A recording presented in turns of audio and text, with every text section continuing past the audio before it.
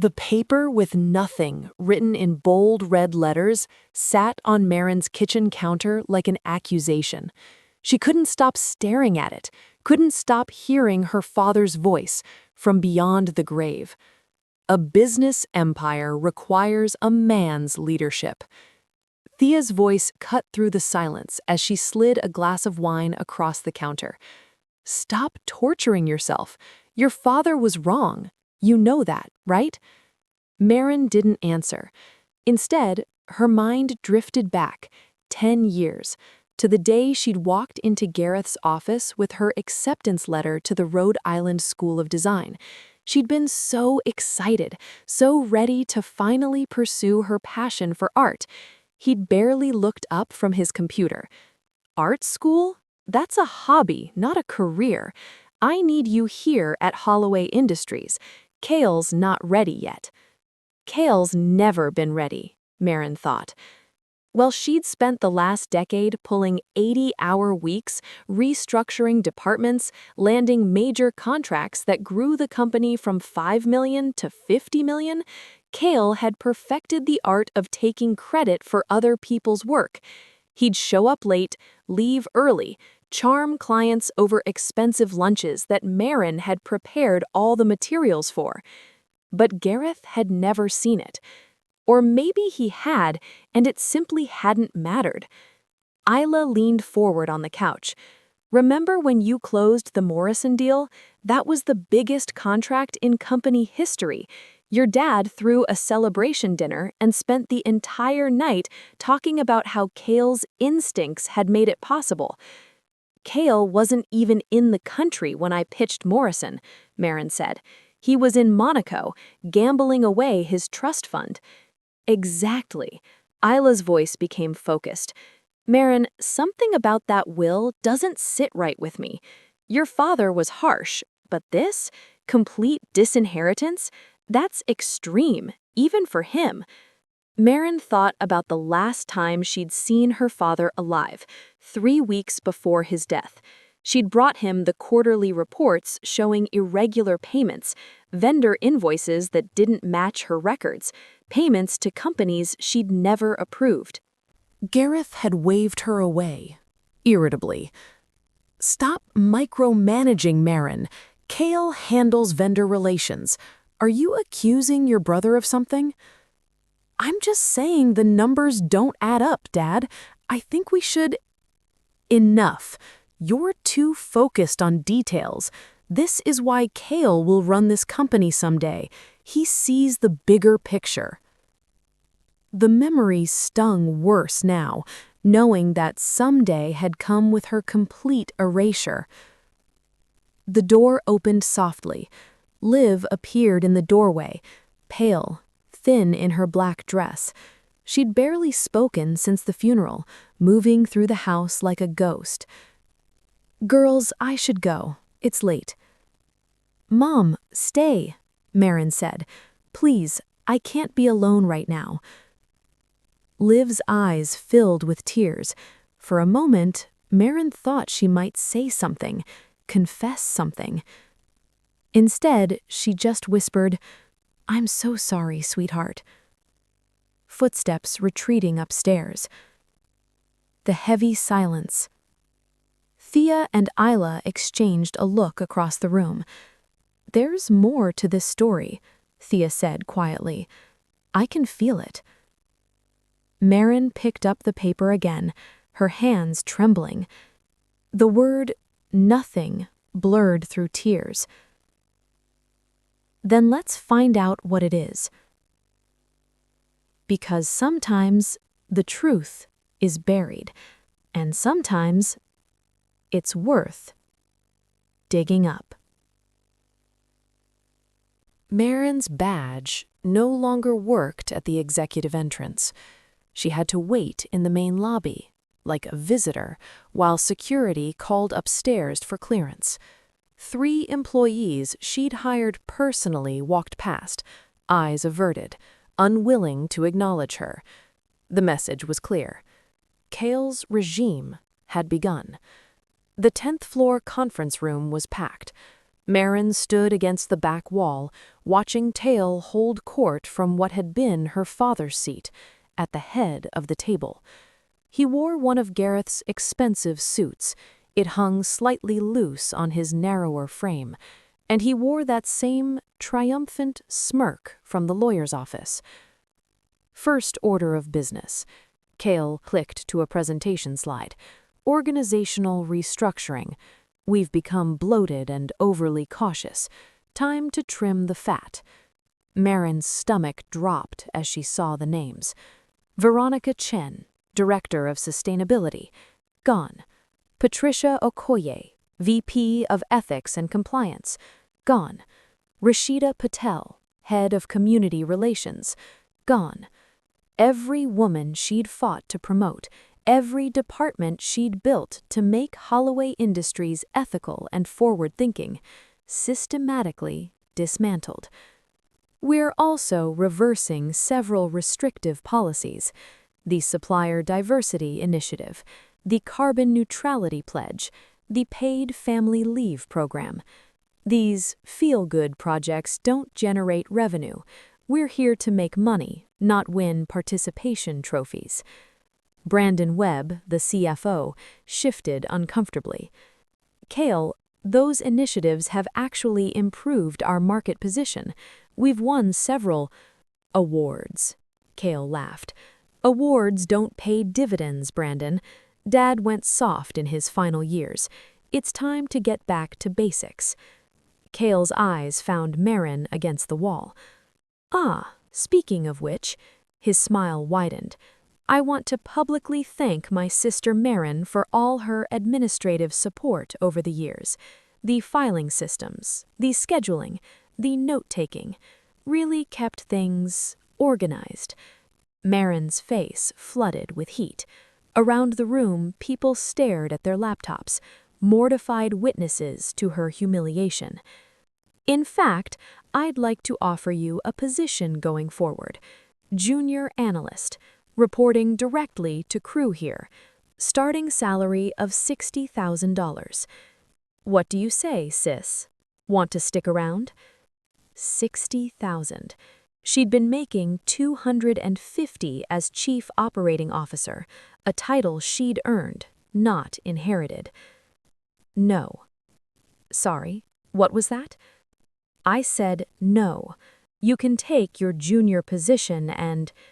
That's unfortunate. His voice turned razor-sharp. Then you'll need to clear out your office by end of day. Security will escort you.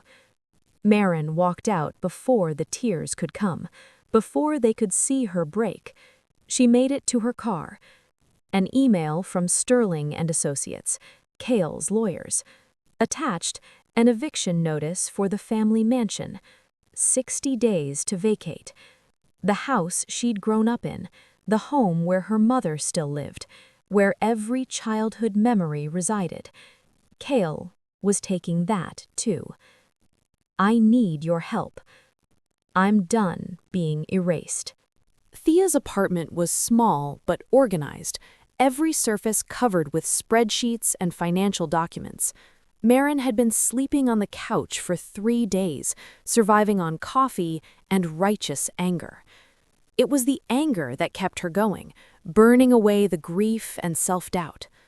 Here, Thea said, dropping another box of files onto the dining table. I pulled these from the company archive before they could lock you out completely. 10 years of vendor payments. How did you even... Don't ask, Thea smiled.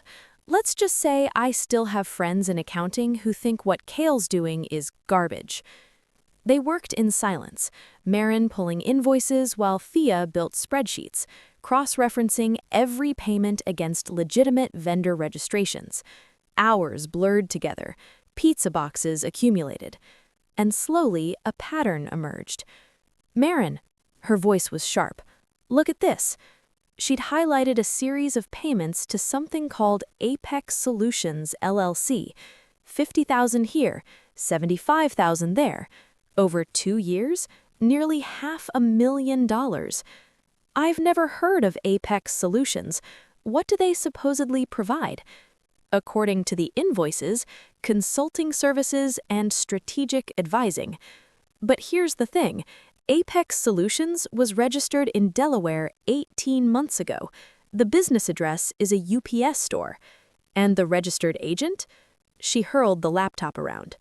Crew Ashton, Cale's best friend, the current CFO. It's a shell company. It gets better. Thea was typing furiously, following the money trail.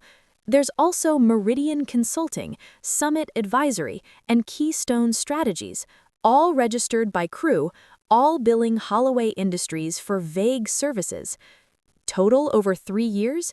Just over $2 million. The room spun. $2 million. Stolen. By Cale, with Crew's help, right under everyone's noses, including Gareth's. We need to call the police. Not yet. Isla entered, arms full of legal files. First, we need to talk about the will. She spread documents across the table. I've researched every possible ground to challenge: undue influence, lack of testamentary capacity, fraud. But Marin, you need to understand something. You have 120 days from the will's reading to file a contest. After that, it becomes permanent. 120 days. That's 17 weeks, 4 months. And challenging a will is expensive. We're talking legal fees in the hundreds of thousands. Do you have those resources? Marin thought of her savings, substantial but not limitless, not after losing her salary. Here's what I want to know. What would you do in Marin's position? Would you risk everything to fight back? Or would you take whatever settlement you could get and move on? Drop your honest thoughts in the comments. And if you're invested in finding out what happens next, hit that subscribe button, because this story is about to get wild. What if we prove he was stealing? Would that help? It would definitely help, especially if we can prove the theft influenced your father's decisions. If Cale was manipulating the finances and feeding Gareth false information about Marin, then Dad's judgment was compromised. Then the will might be invalid. Exactly. We have 117 days left. Let's make them count. The manila envelope sat on Thea's kitchen counter for 2 days before Marin could bring herself to open it. Her mother had signed the medical release without hesitation, her hand trembling as she wrote her name. You need to see this. That was all Liv had said before retreating back into her silence. Now, with Thea and Isla flanking her like bodyguards, Marin finally broke the seal. The first page was routine: blood pressure readings, cholesterol levels, the mundane markers of a 72-year-old man. But then, dated 2 years ago, a note from Dr. Raymond Foster, Gareth's primary physician. Patient presenting with memory lapses, difficulty with complex decision-making, and temporal disorientation. Administered cognitive assessment. Score indicates early-stage dementia, likely Alzheimer's. Recommend neurologist referral and family notification. He knew. For 2 years he knew, and never told us. Isla was already flipping through the subsequent pages, her lawyer's mind cataloging evidence. Look at the pattern. Every appointment after the diagnosis, someone named as accompanying him. Always the same person. Marin looked. Every single appointment. Patient accompanied by son Cale Holloway. Patient accompanied by son Cale Holloway. Patient accompanied by son Cale Holloway. Never Marin, never Liv, always Cale. Thea pulled out her phone. Marin, remember when you tried to schedule lunch with your dad last year and he said he was too busy? She pointed to an entry from 11 months ago. That was the same day as this appointment.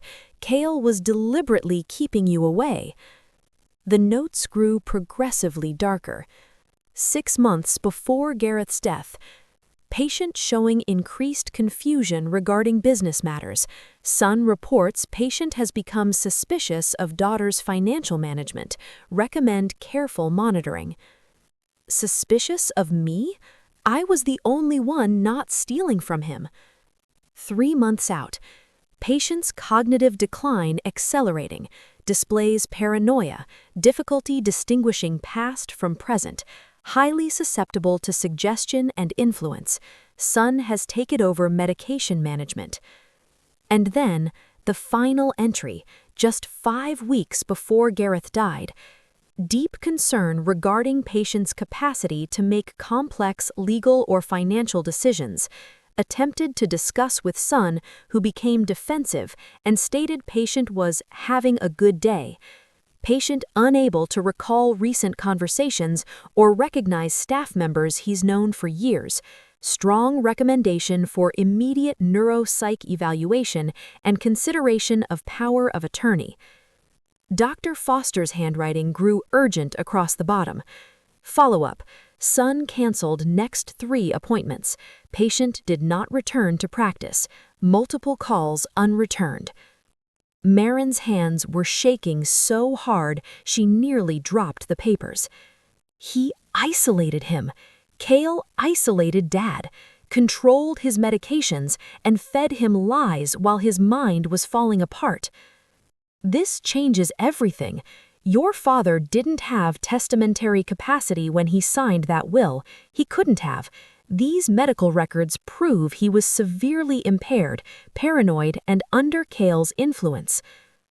Marin thought about her father's face during their last conversation, the way he'd looked at her, like a stranger, an enemy.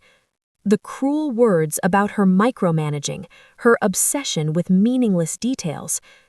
It hadn't entirely been him. The man who'd rejected her, who'd erased her from his legacy, that man had been drowning in confusion and manipulation. He was sick, and Cale used it against him, against all of us.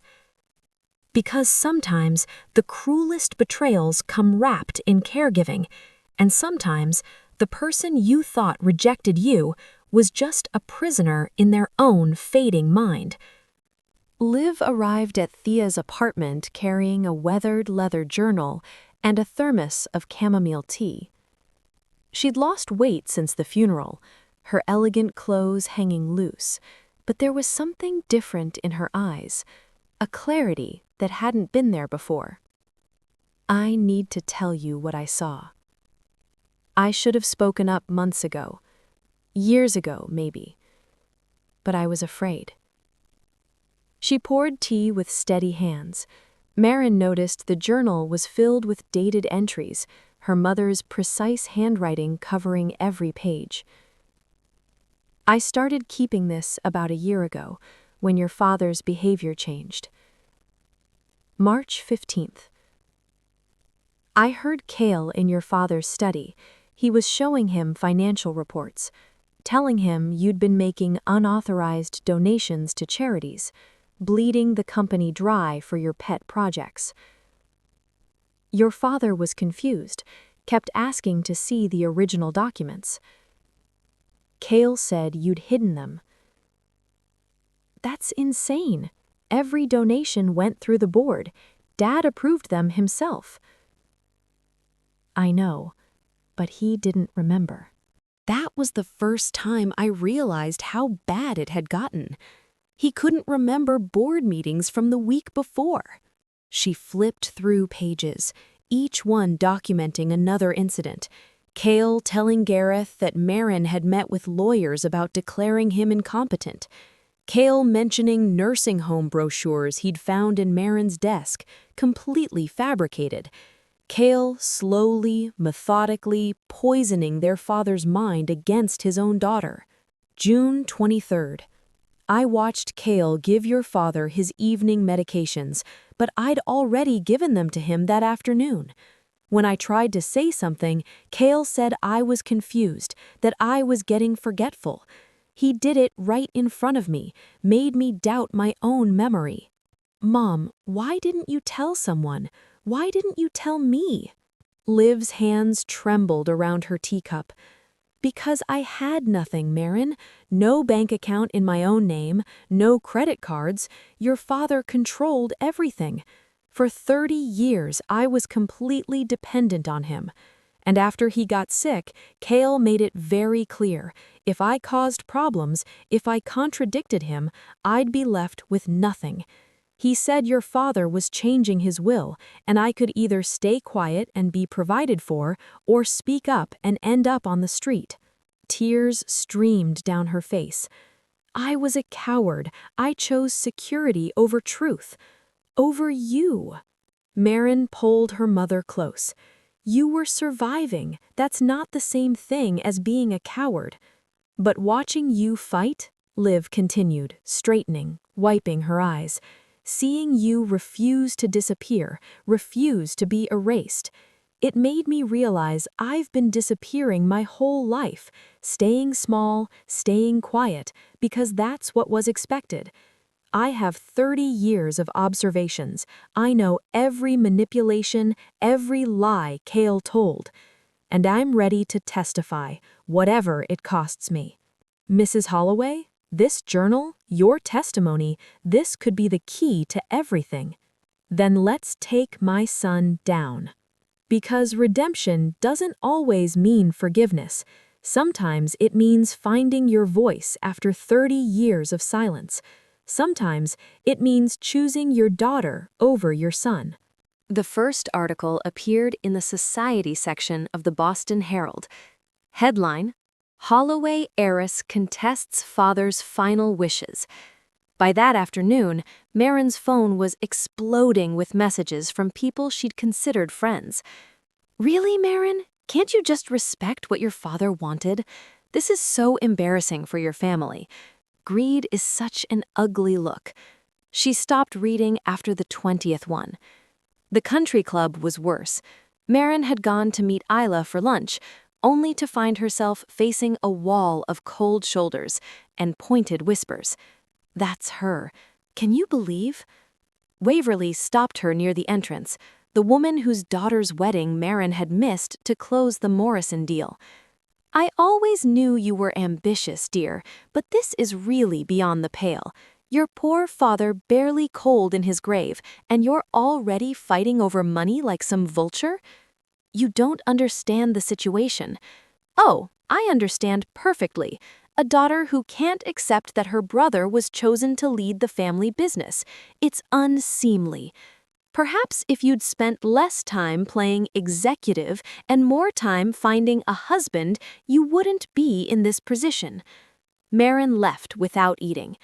The settlement offer came 2 days later, delivered by courier to Thea's apartment.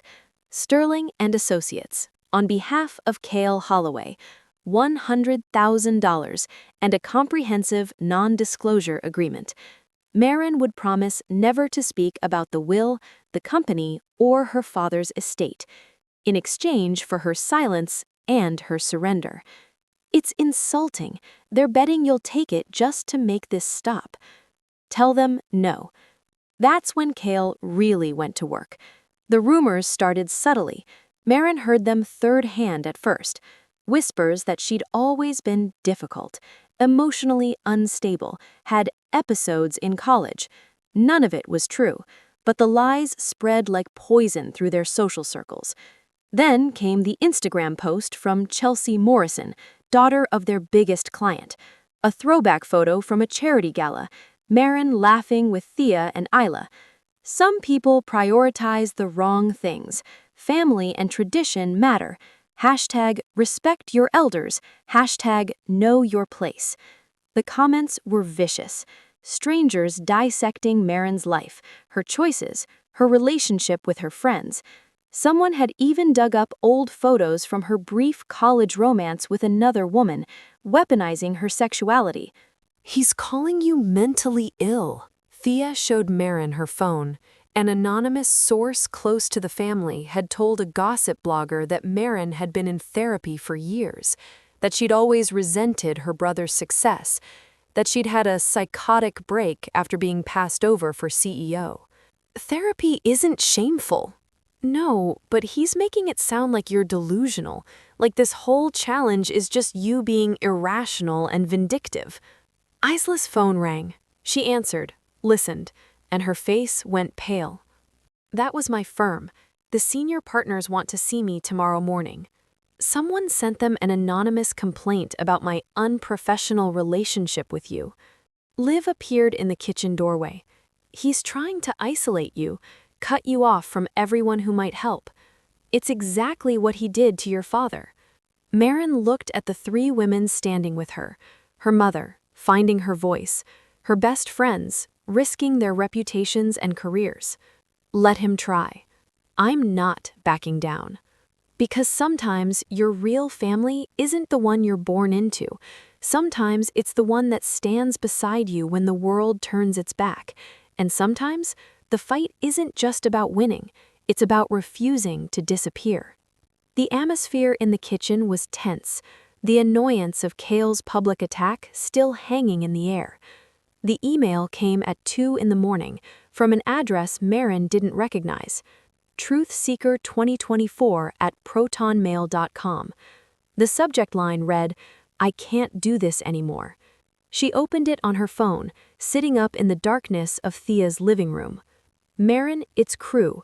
Don't delete this. I know you have no reason to trust me, but I need to meet with you.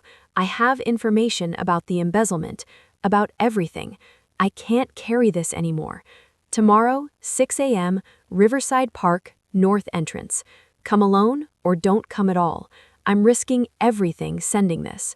Marin stared at the screen, her heart pounding. It could be a trap. Cale could be using his best friend to set her up, get her on record saying something incriminating. But what if it wasn't? She went alone.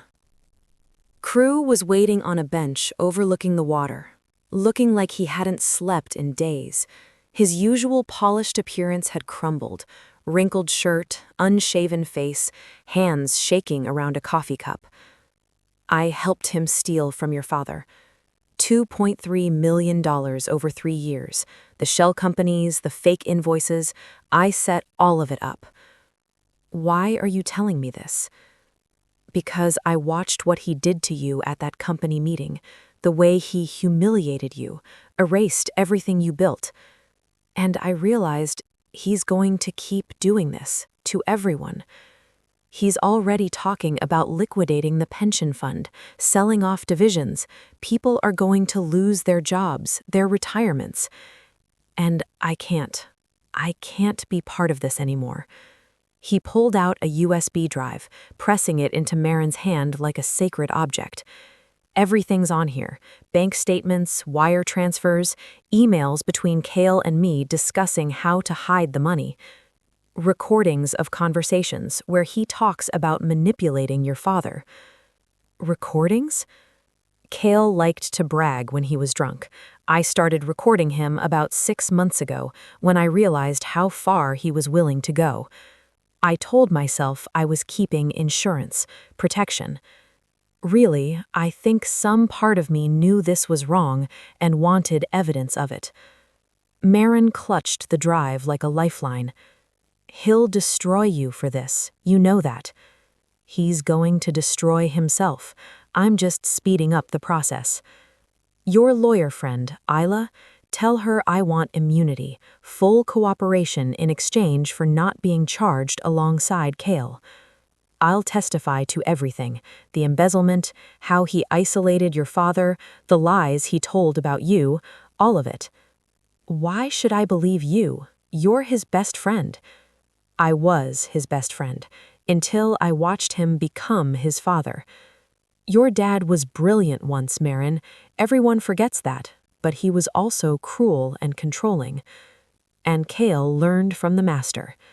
He stood, leaving the coffee cup on the bench. There's one more thing on that drive. Video from your father's home office, from the day he signed the new will. Cale installed cameras everywhere after your dad got sick, said it was for safety. What's on it? Watch it yourself. Then you'll understand why I can't sleep anymore. I'm sorry, Marin, for all of it. Marin sat alone on that bench, clutching a USB drive that held the truth. Because sometimes redemption comes from unexpected places. Sometimes the people who helped build the lie are the same ones who tear it down. And sometimes courage looks like a man who can't sleep anymore. She looked at the drive in her palm. Time to watch the truth.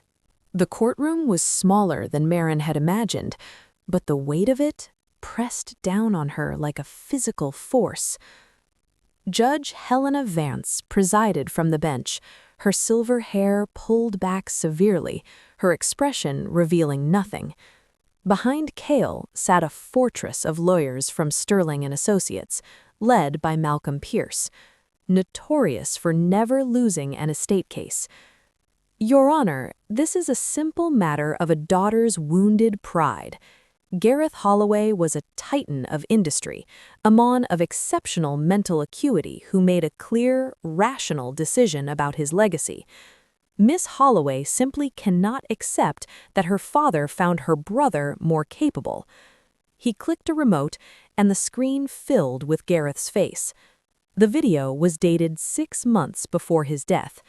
In it, Gareth sat in his home office, looking directly at the camera. His voice was strong, his eyes clear. I, Gareth Holloway, being of sound mind, wish to make my intentions clear.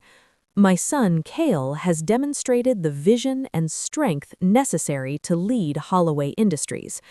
My daughter, Marin, while hardworking, lacks the decisive leadership our company requires. A business empire demands masculine authority. This is my final decision, made freely and without influence. Marin watched her father's image, feeling sick. He looked so normal, so lucid. The jury was watching too, and she could see doubt creeping into their faces. Isla stood for the cross-examination, her voice steady. Mr. Pierce, you've shown us approximately 90 seconds of footage. How long was this recording session? Approximately 30 minutes. And you chose to show only this portion? We showed the relevant portion, Your Honor. I see. Isla introduced her own expert, Dr. Victoria Okonkwo, a neuropsychologist who'd reviewed all of Gareth's medical records. Dr. Okonkwo, can you explain what's known as lucid intervals in dementia patients? Certainly. Patients with progressive dementia often experience periods where they appear quite normal, conversant, coherent, seemingly rational. However, these intervals don't indicate genuine testamentary capacity. The underlying cognitive impairment remains.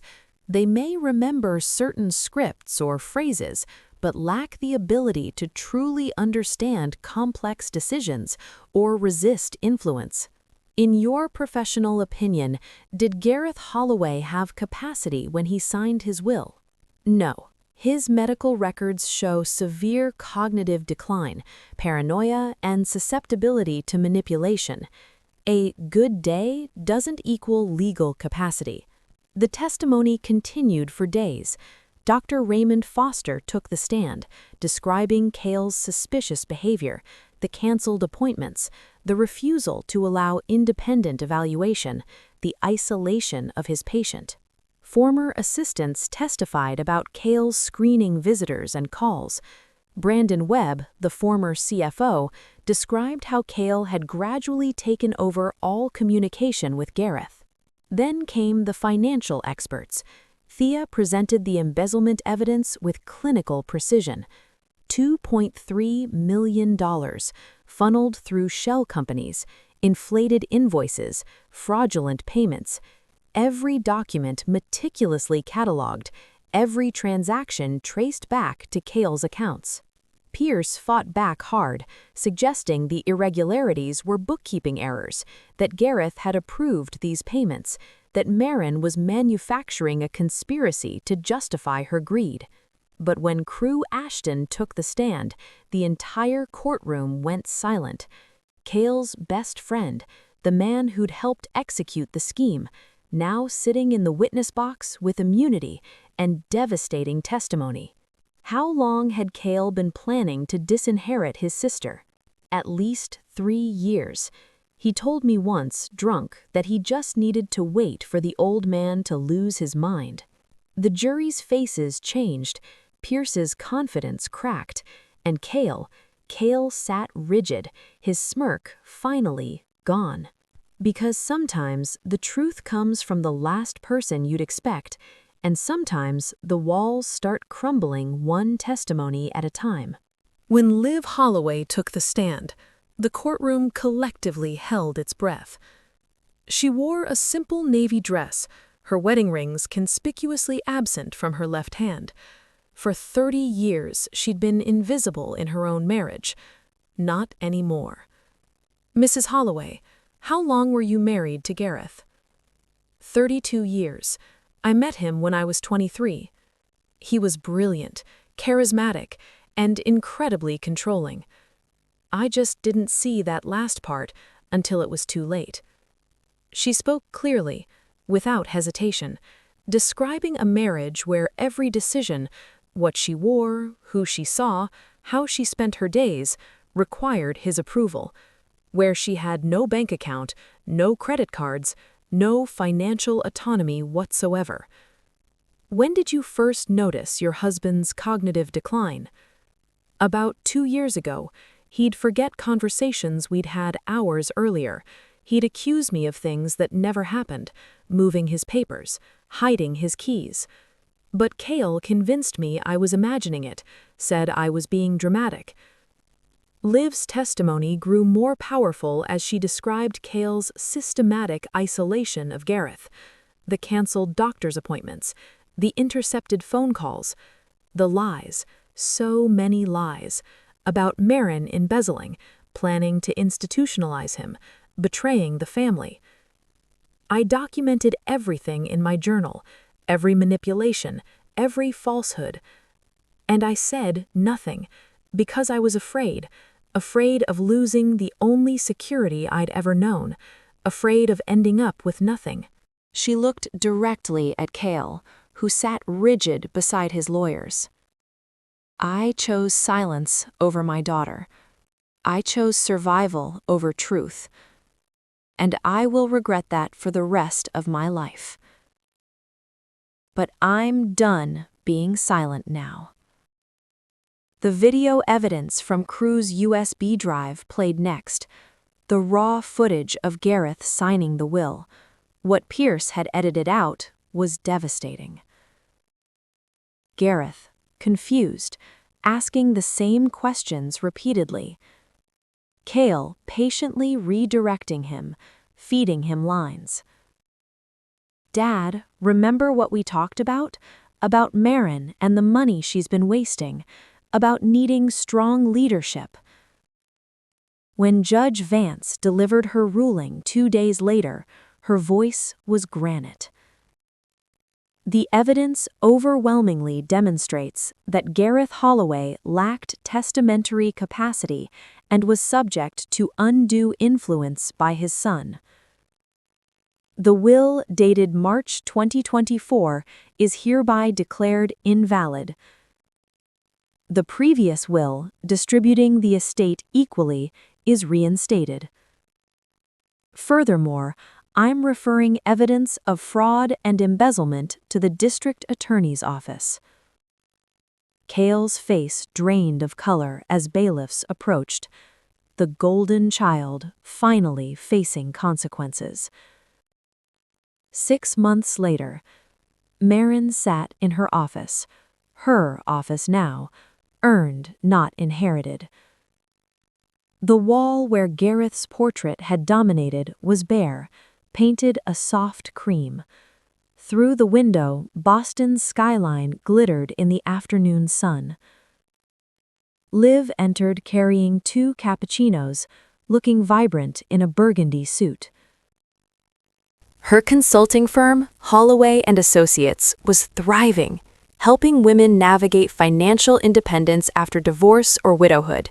She discovered she had a gift for it, for seeing people the way she'd once needed to be seen. to new beginnings.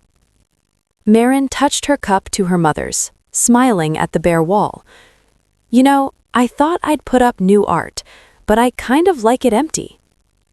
Why's that? Because I don't need his approval anymore. I don't need anyone's validation on that wall telling me I'm enough. I already know I am. Outside, Holloway Industries hummed with ethical purpose. The sustainability initiatives restored, the diversity programs expanded, the employees thriving under leadership that valued them. Marin had built something better than her father ever could have imagined, not because she was trying to prove him wrong, but because she'd finally stopped trying to prove anything at all. Because redemption isn't always about forgiveness. Sometimes it's about finding your worth when everyone says you're worthless. Sometimes it's about mothers and daughters choosing each other. And sometimes victory isn't just winning, it's finally knowing you were enough all along. What about you? Have you ever had to fight for what was rightfully yours? Have you ever had to prove your worth to people who should have seen it all along? Drop your story in the comments, and if this one touched your heart, subscribe for more unbelievable stories of justice, redemption, and people who refused to disappear. Because everyone deserves to know they're enough. Marin and Liv, mother and daughter, coffee in hand, bare wall behind them. Finally free.